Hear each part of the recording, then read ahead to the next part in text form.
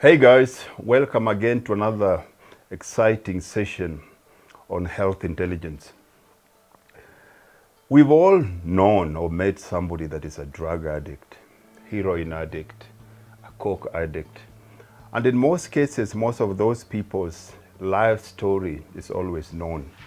And you can always see these people from the very beginning until it reaches the end where we have to take them to a rehabilitation center where they have to go get flushed, and when they come back home, everybody exactly knows how to treat them. But we have another addiction that nobody ever talks about, and this is an addiction that affects more people, and chances are it affects people that are closer to you, but you've never thought of it like that. And what we're talking about here is food addiction. And what makes food addiction, I think, more dangerous is the fact that it is something you cannot do without. You can stop smoking, you can stop taking drugs, because those things are detrimental to your health. But what happens if you stop eating? So in the studio today, we have a very exciting speaker that is going to share some issues and, of course, shine a bright light on what this addiction. So, okay, let's welcome Yolandé. Yolandé, welcome to the show. Thank you. And briefly introduce yourself to the viewers. Thank you. Well, yes, as you said, Yolandé, I work with people. I'm a coach and mentor at Mind Tools, and I also lecture at one of our universities. I'm at their business school. My study background was in therapy. I'm a qualified therapist, and I have a special interest in eating disorders for one simple reason, and that's because I'm an eating disorder survivor. And as you so rightly said, we often know about all kinds of other addictions, but we don't realize when someone has an eating disorder unless it's physically very visible. And with something like anorexia, it is physically visible, but many of the other eating disorders, like just a food addiction, bulimia nervosa, binge eating disorder, orthorexia, all of those are not visible from the outside. And that's what makes them so insidious.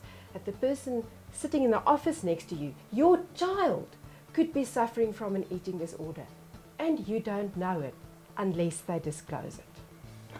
I mean, you saying that, one question I want to start with, because when we talk about addictions, most of us are looking for the physical signs.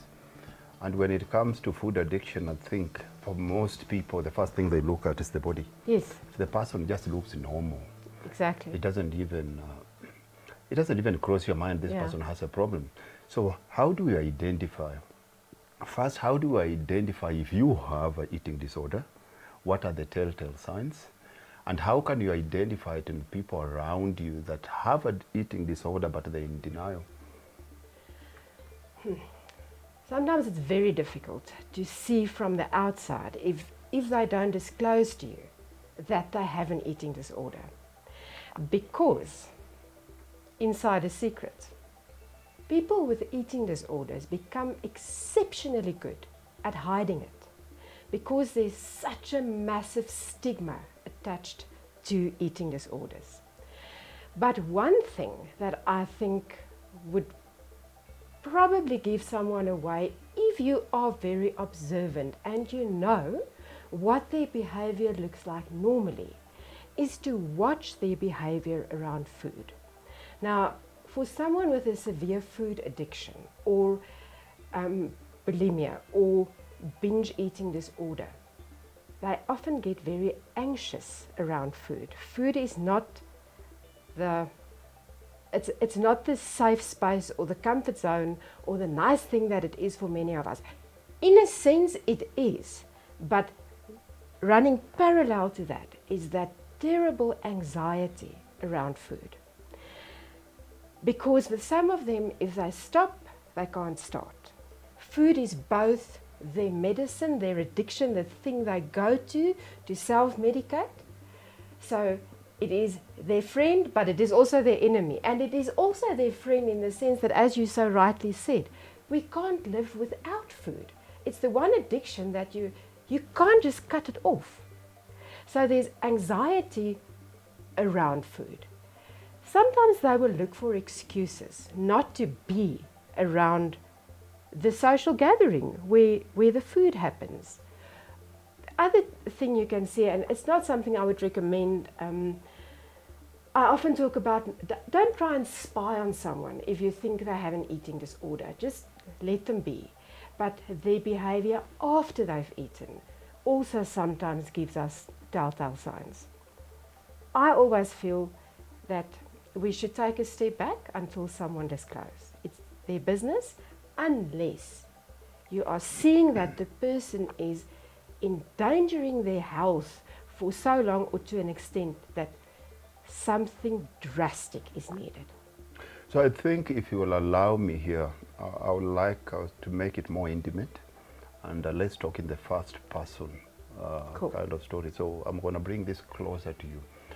You said that you are a food addiction addict, a food addiction survivor. Actually, eating disorder survivor. Eating disorder, sorry. Yeah. Eating disorder survivor. So I think let's use your story. What caused that, and when did you realize there's a problem here? Okay. If it's something you want to share. Yes, of course. I mean, there's nothing that can take the place of personal experience shared and vulnerability shared, because hopefully that will give someone else the courage to come out of denial and to say, this is what's going on with me, I need help. So for me, let's first talk about the cause of eating disorders.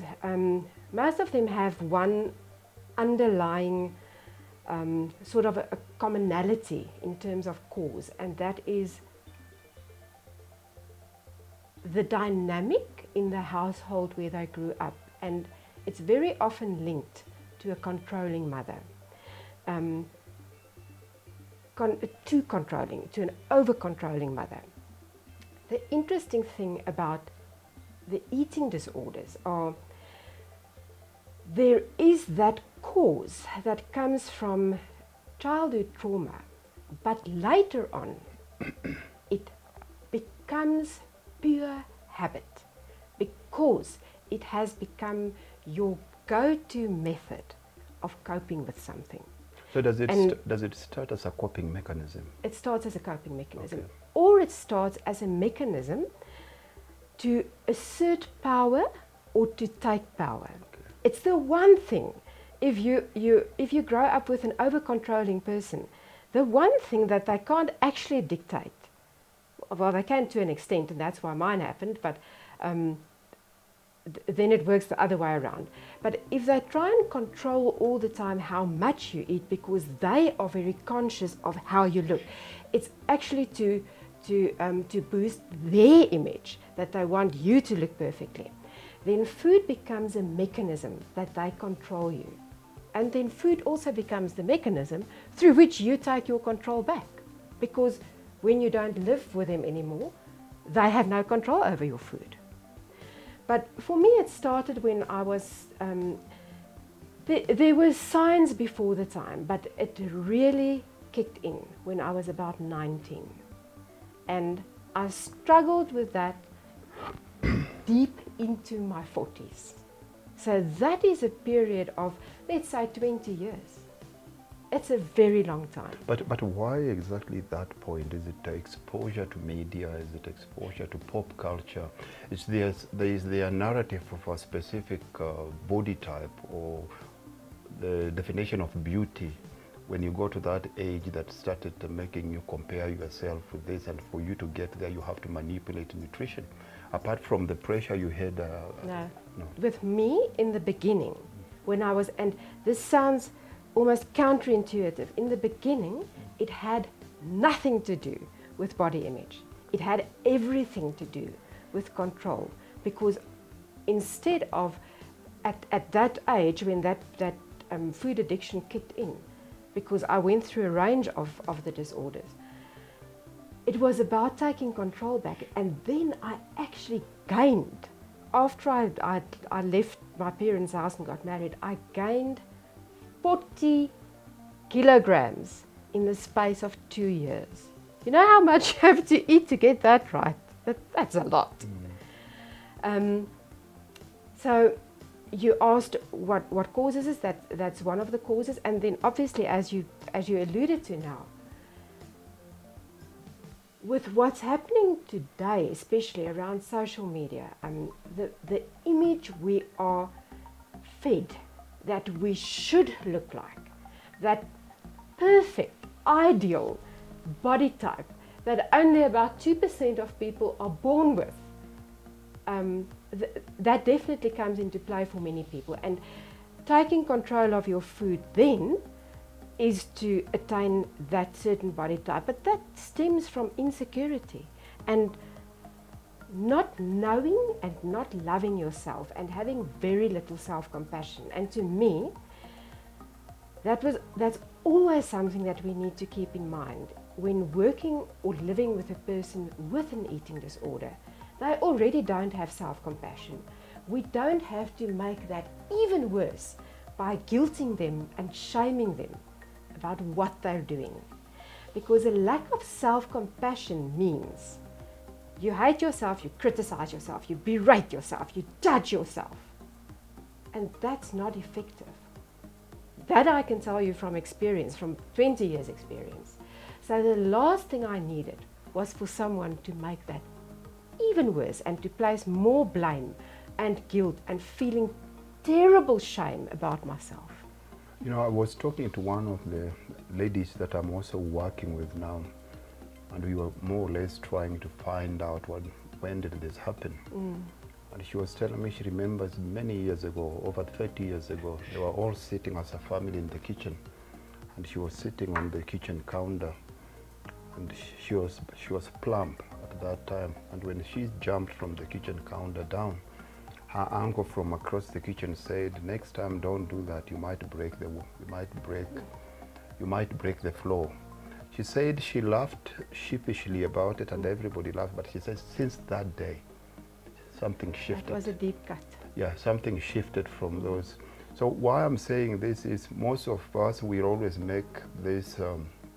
People make comments. Yeah. You know, very casual comments, but not knowing how they affect that person long term. Careless comments. Yeah. So to ask you to just build on what you're saying here, does it mean that eating a disorder only affects women? No. Okay. Around the world, there are at any given time about 70 million people suffering from eating disorders, and a third of them are men. We focus on women because I think women are more forthcoming, although there is a lot of stigma attached. I think there's even more stigma attached for men who suffer from eating disorders. I just want to add something that I forgot to say in terms of almost my role modeling on an eating disorder. I have an older sister. She's 5-6 years older than me. And when I was in grade 10, she developed anorexia nervosa. And she almost died. She was 37 kilograms she was a skeleton. But in some way that imprinted on me certain behaviors and things that I saw. But I mean, the fact that two girls coming from the same household have severe eating disorders tells its own story. But as the younger one, I looked up to this one, I saw what she did. I went in a different direction, but I did learn from some of her behavior what I'm going to do. And yeah. So just for the sake of time, I'm going to go through this for you to help us in terms of coping mechanism. One, how did you cope? What coping mechanism did you build around your house, around your relationship, around your people, so that you can still keep on feeding the cookie monster while at the same time keeping the people off? You just become a master at hiding it. Just hiding.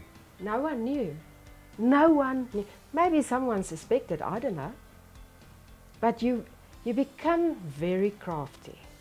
And because the last thing you want to have is to be found out. Because then your coping mechanism is going to be taken away from you. How do you cope without a coping mechanism? You learn more healthy ones. So if we look at how I learned to cope in terms of recovery,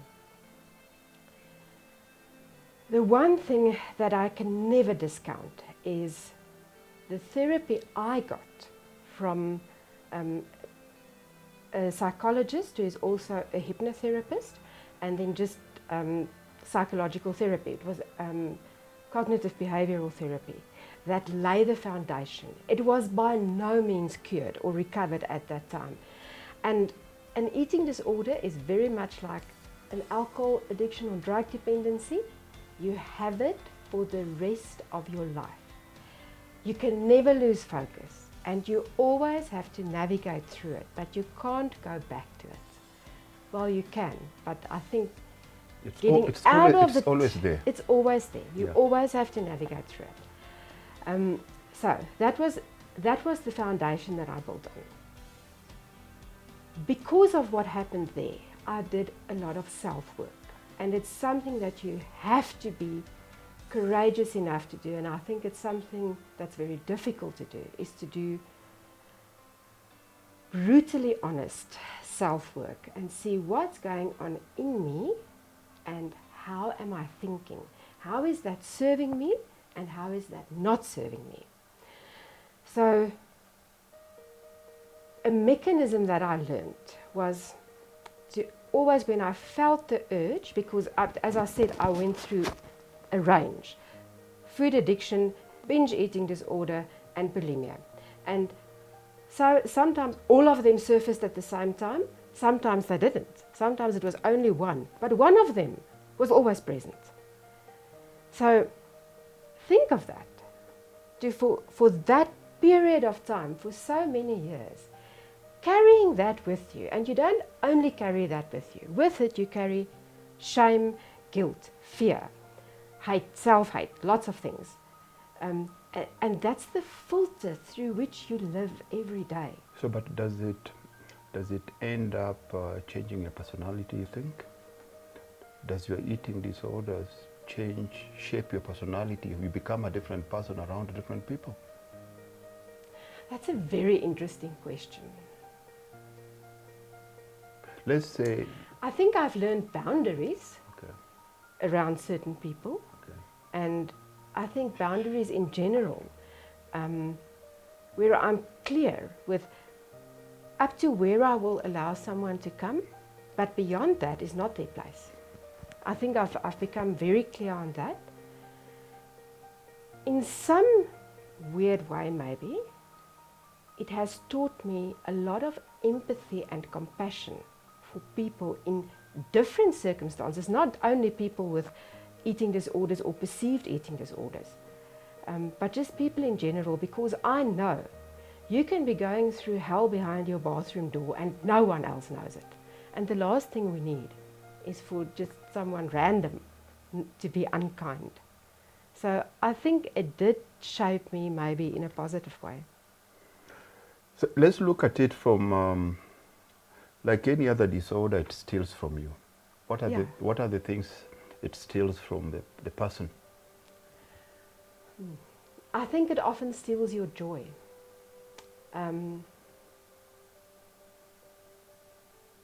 It maybe also steals mindfulness from you, or the ability to just be present in the moment, because I'm already worrying about having to prepare lunch, and what is that going to do? Will I be able to cope with seeing food when I'm hungry? The other thing that of course happens when you suffer from one of those is you try and restrict.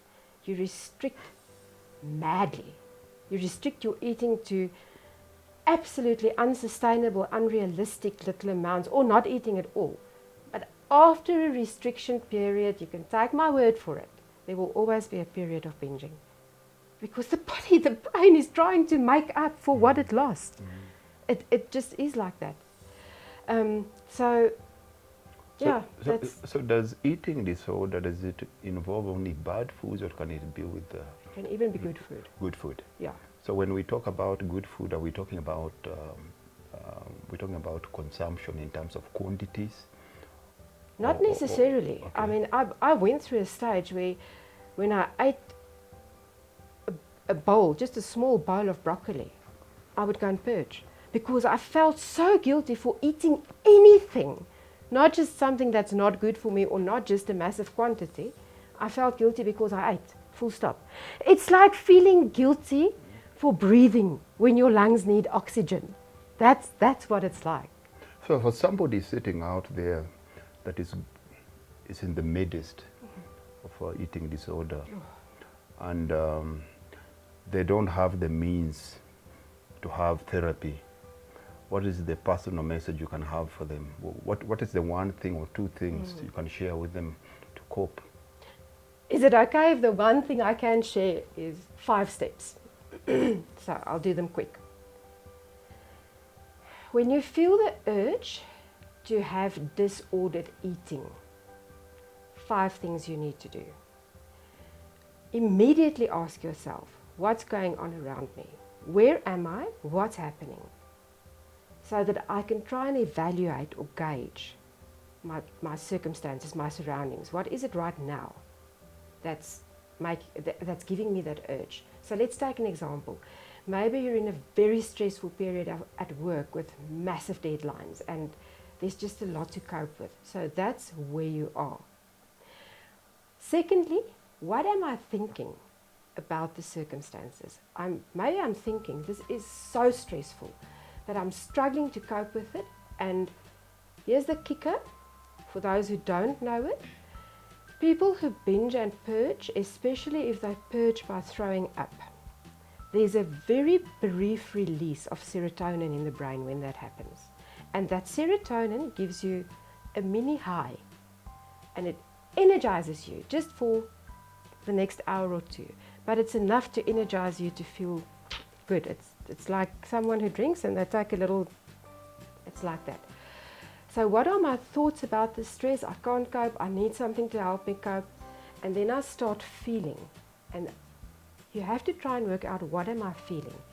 Fear, anxiety, stress, whatever it is. Now, I know if that is what I'm thinking and feeling, this is what I'm going to do, my action to cope. And that's the point of choice. This is the bridge that you need to build. If I know this is normally my action to cope, I have to find something else in its place to help me cope, rather than binging and purging or going just on a food binge. And then the last thing is to measure the consequence. So if I've gone through the 3 steps, I've changed that action, and the positive consequence is, wow, I don't feel that immense shame and self-loathing. I actually feel good about myself for once. Start using that as an anchor to repeat the behavior that went before. If I chose to do the disordered eating as my coping mechanism, as my action, go and analyze the consequence. The feeling horrible about yourself, loathing, you're actually doing physical damage to your body. It's bad for your health. And ask yourself, is that where I want to be? Because remember, I said in the beginning, it does have a starting point. There's some trauma that causes it, but eventually it is nothing but a habit. And it is to change the habit that we need to work through those 5 steps, day after day, after every single day for the rest of your life. And at some point the urges become less, and I trust that at some point they go away completely. I'm not there yet. I have them every now and again, but some people do say that eventually they subside completely. But yeah. So does a dog have, are you a big lover of dogs? Does Yes. a dog have any place in terms of Yes. therapy? Does it help? You know what? Going outside and playing with my dog, or just turning towards him and paying attention, touching that sentient being that is dependent on you, that looks at you with love and trust. plays a massive role. There's something about that that I can't put into words, but it feeds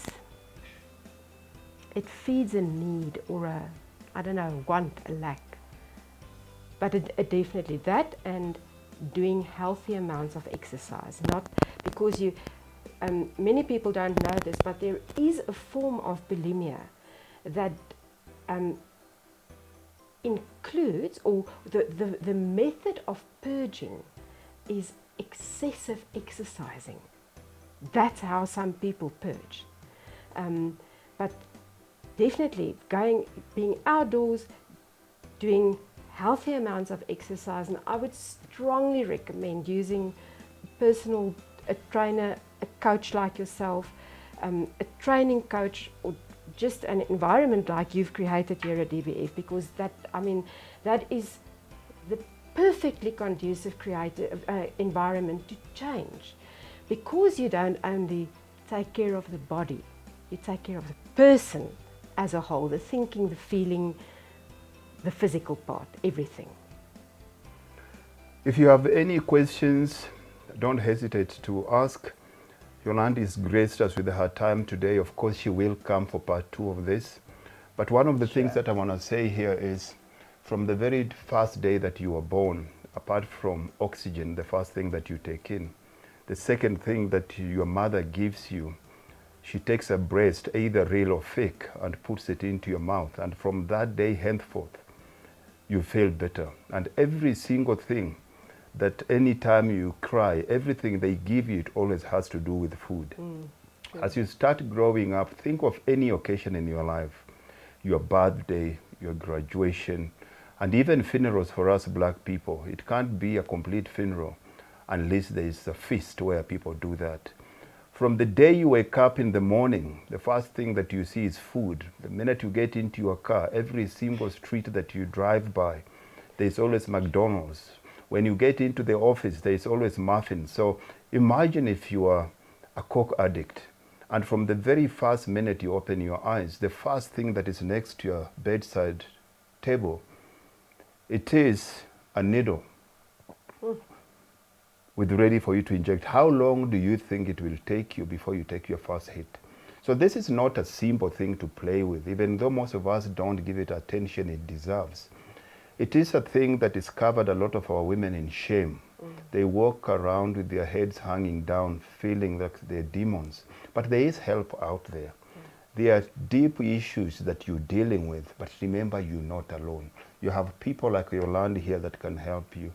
You have therapies out there. You've got new age training facilities that are not just focusing on your physicality. They bring in the spiritual aspect. We can do this. God bless. Hope to see you soon. Sister Yolandé, welcome again. Thank you.